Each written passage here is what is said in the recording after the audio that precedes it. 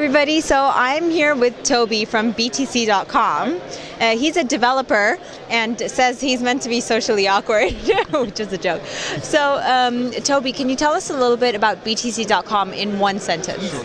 So we're one of the major mining pools for Bitcoin as well as Bitcoin Cash.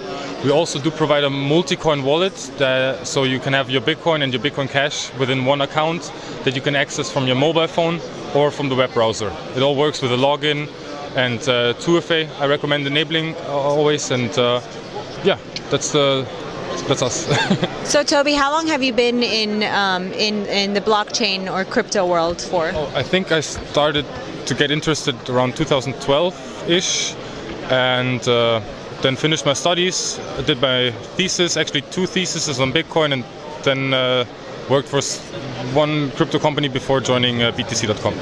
That's amazing. So the reason I asked you was because I figured that you would have been in Bitcoin and blockchain for a long time. So a question for you. Do you think the price of Bitcoin today is because of market manipulation? I think it's like just a general market cycle.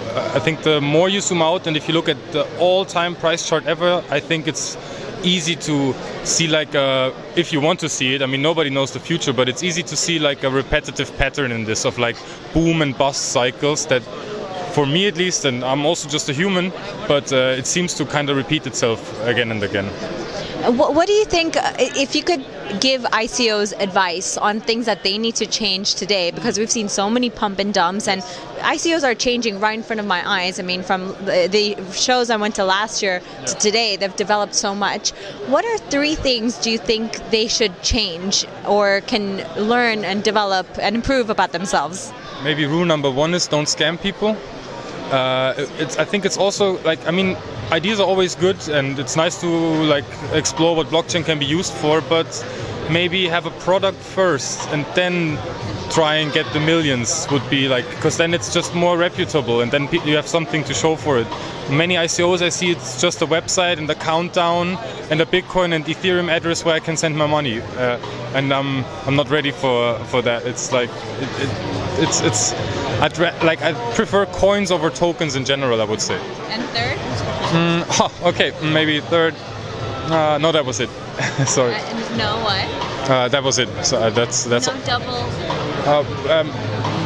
Not just. I don't know. No, nothing else. Just nothing else. So rule number 1, don't scam people, and rule number 2, have a project or something to show for before you randomly decide to raise money for it. I like those. I think those are very legit. And last question.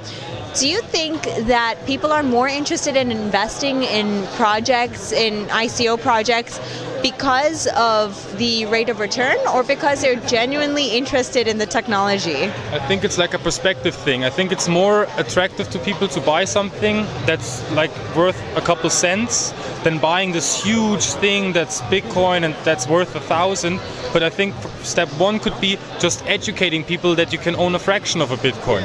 Because this whole crypto space is very experimental and nobody knows where this is gonna go. And Bitcoin is already like, it's a risky bet. It could pay off, but nobody knows. And but it's like the most conservative bet within this whole crypto space. So if someone has no exposure whatsoever, then I recommend maybe getting Bitcoin or like a conservative choice as the first coin to invest in, and not this token that just launched yesterday. Great advice. Thank you so much, Toby. Nice to meet you.